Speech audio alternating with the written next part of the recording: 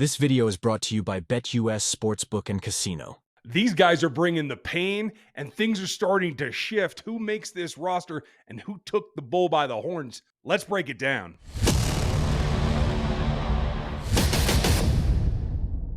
Welcome back, everybody. The day after the Lions preseason game number 2, one that is very, very important, at least to the Kansas City Chiefs and Andy Reid, is in the books.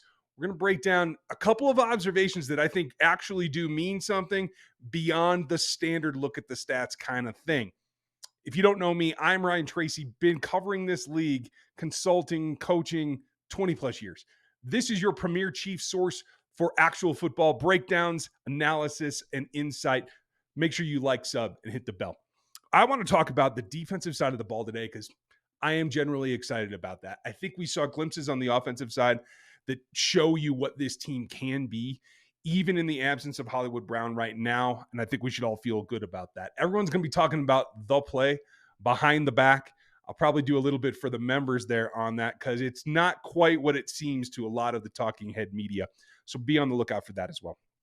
I want to talk about a couple of players here and the shift that's going on that maybe wasn't so readily apparent. And then I'm going to tell you about what this draft class looks like compared to the last couple as I see it right now as we're getting in there. I want to start. Chamarri Conner is a player that we've been talking about going to the nickel all season long so far, even back to OTAs, because he's capable of it. And that certainly is still true. He's not Trent McDuffie, though. And so I think what we're starting to see is a little shift, and this is based on one important fact that we'll talk about in just a second. Chamarri Conner is playing more at the safety spot that he has been in the slot in game action, including against the Lions, where it was a 3-to-1 ratio in the slot versus free safety, where he's playing as a split high safety with our guy, Jaden Hicks, the rookie. And this comes into the fact that you can line him up in the box. He got a few snaps there as well, but it's still overwhelmingly more than 50% more that he played safety against the Lions. And that is preparing for the worst if Justin Reid is not able to go at the back of this defense, because Chamarri can do that as well. And he's seen it all. He's an aggressive player, usually a pretty sure tackler, although he did miss one against the Lions.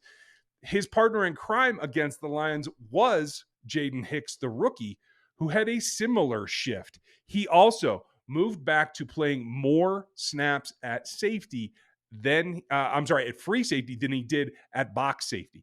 Now, it wasn't as dramatic a shift, but from game 1 preseason to game 2 preseason, he more than doubled his snaps as a free safety at the top of the defense, mostly in a split, but a couple of single high looks as well.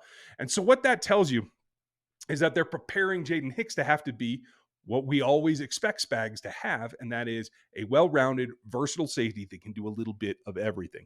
Now, I thought he played well, especially coming down. Both those guys made some open field tackles. If you haven't seen my notes yet, they're up in the members section. You subscribe at the rookie level or above in the members to get those notes. And OFT is the abbreviation I use in there. So if you see it, that's what it means, an open field tackle, where it's one-on-one and they're able to bring down the ball carrier, the receiver, whatever it is. Both those guys looked, I think, a step better against the Lions than they did the first week against the Jags. RGR Football is sponsored by BetUS Sportsbook and Casino. Fastest payouts in the industry, and right now you get a 125% sign-up bonus up to $2,000 right this minute. Chiefs are all over BetUS because they're right at the top of the list for both Super Bowl matchups as well as the Super Bowl odds.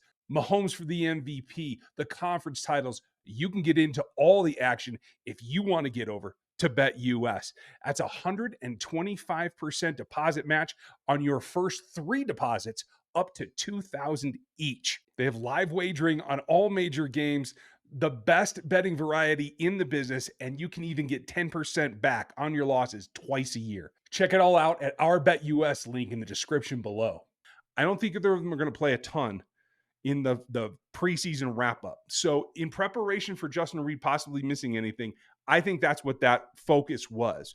Now, I'm hopeful that Justin Reid's good to go, and there's no question about that, and I think that is most likely the case. But the guy that reaps the benefits from Chamarri Conner moving out to safety, if he has to play more safety snaps this season than we originally thought, there's one guy that's coming on hard that I think is going to reap the benefits there.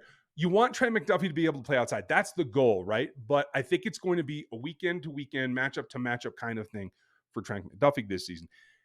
Najee Johnson's been in the slot before, and you feel like he's probably comfortable, but the knee isn't 100% recovered, and he played a lot outside against the Lions. The guy that played inside was Roland Wallace, Christian officially, but they're calling him Chris, so I'm going to go CRW. And I think he is a guy that's pushing right now to be that sixth guy on this roster come 53. So they have a backup nickel specific guy because he can play nickel and he can play safety. As Shamari Connor and Jaden Hicks went one direction, it was Chris Roland Wallace that went the other direction. He played more in the slot, almost exclusively in the slot against the Lions. And that is an improvement. He had played about 60-40 in week one against the Jags, playing free safety and in the slot, showing that versatility.